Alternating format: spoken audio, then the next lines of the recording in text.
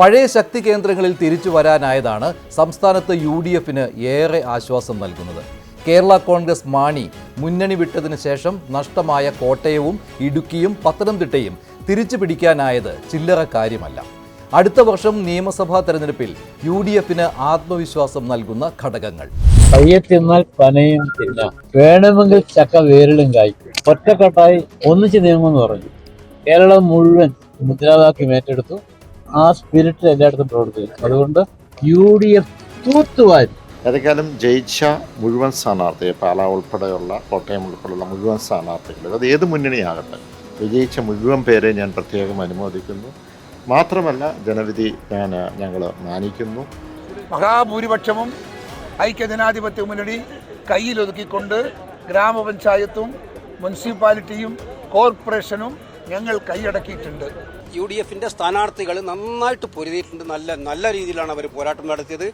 ഇപ്രാവശ്യത്തെ ഞങ്ങൾ വളരെ നേരത്തെ തന്നെ അറേഞ്ച്മെന്റുകൾ നടത്തിയിരുന്നു. നമുക്കറിയാം, ഞങ്ങളുടെ ഏറ്റവും സുപ്രധാന തീരുമാനം അത് വലിയ വിജയമായി എന്നാണ് എൻ്റെ വിശ്വാസം. ഇടതുപക്ഷ ജനാധിപത്യ മുന്നണിയുടെ ദുർഭരണത്തിനെതിരെയുള്ള ശക്തമായ താക്കീതായി ഞങ്ങളിതിനെ വിലയിരുത്തും.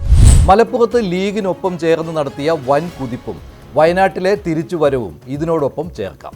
ആദ്യമായി ഞാൻ കേരള ജനതയ്ക്ക് നന്ദി പറയുകയാണ്. ഇത്ര നല്ലൊരു വിജയം UDFന് സമ്മാനിച്ചതിന് കേരളത്തിലെ മുഴുവൻ മതേതര ജനാധിപത്യ വിശ്വാസികൾക്കും ഞാൻ നന്ദി പറയുകയാണ്. കേരള ചരിത്രത്തിൽ ഒരുപക്ഷെ അപൂർവമായി കണ്ട ഒരു വലിയ അഭൂതപൂർവമായ ജയം തന്നെയാണ് ഈ ഉണ്ടായിരിക്കുന്നത്. നമ്മൾ ഈ നിൽക്കുന്ന വാർഡ്, പാണക്കാട് വാർഡാണ്, ഇവിടെയൊക്കെ വമ്പിച്ച ഭൂരിപക്ഷമാണ്. കേരളത്തിലെ ജനങ്ങൾ ഈ സർക്കാരിനെ നിർത്തിപ്പൊരിച്ചിരിക്കുകയാണ് എന്ന് വേണമെങ്കിൽ പറയാം.